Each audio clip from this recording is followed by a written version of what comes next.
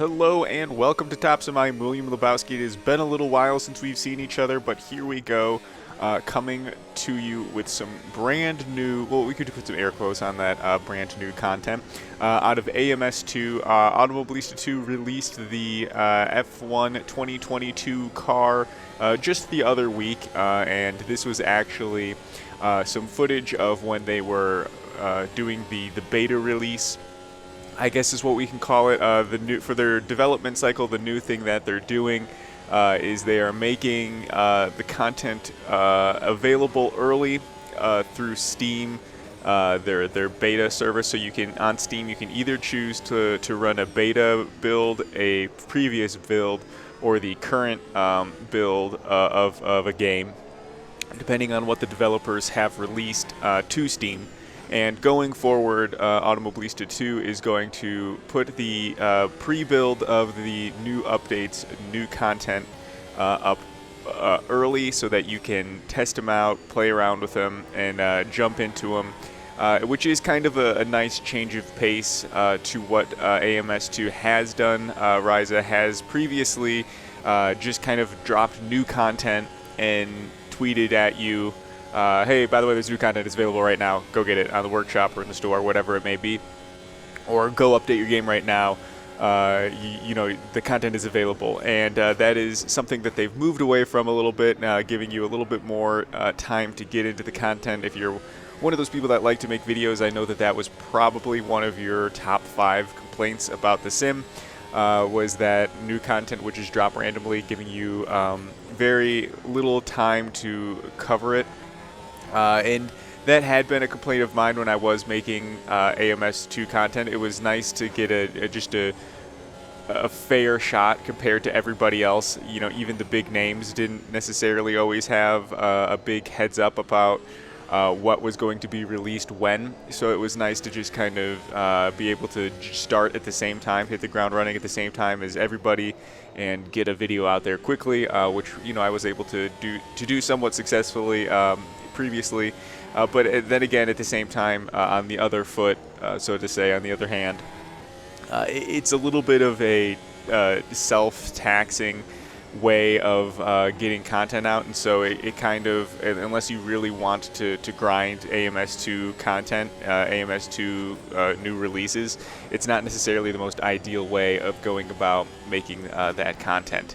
But anyway, speaking less about new content, and, you know, more specifically about this new car that we have, the biggest thing that I think me and everybody are thinking about is how does it behave in dirty air. And quite frankly, I don't think I noticed a huge difference about how this car behaved in dirty air specifically.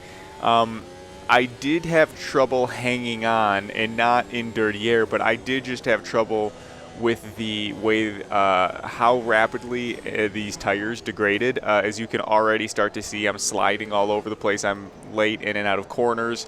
And so that created a weird imbalance between me and the AI about being very slow in some places and them not necessarily having these drawbacks. As you can see, this group of 3 cars in front of me that I've been chasing down now for the last few laps, they don't necessarily seem to have the same tire wear problems that I'm having, or at the very least, they're managing it differently. And I don't know if this is a pre-release thing that's been fixed, or if this is something that is just a skill issue that I'm having.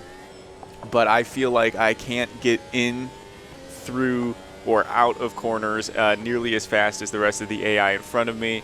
Although as we get towards the later lap counts, as you can see, I'm clawing these guys in little by little, and being a little bit more cautious on my corner entries, which is kind of, you know, allowing me to do a little bit better. But you can see how much further, if you pay a little bit of attention, especially through that corner we just went through, how much more I'm having to turn the wheel to make the same rotation happen. You can kind of start seeing it in all these little bends as we get through this middle sector of Interlagos, just a beautiful section of track. But the AI was probably set what would be perfect in terms of matching my speed, but is not necessarily perfect in terms of seeing how these cars perform in new content. Here we go into our last lap. You can see two of the cars in front of me make a big mistake entering turn one, and I think this is going to be my opportunity to catch them. We're going to get DRS even going into this long straight. So I'm trying desperately to make something happen. I do not want to finish eighth place out of this grid of cars, but as you can see, they're just not struggling with the corners like I have been. But overall, as we get through our last lap, look how much the wheel is absolutely upside down. That's a lot of steering input, especially compared to what we saw at the beginning of the race.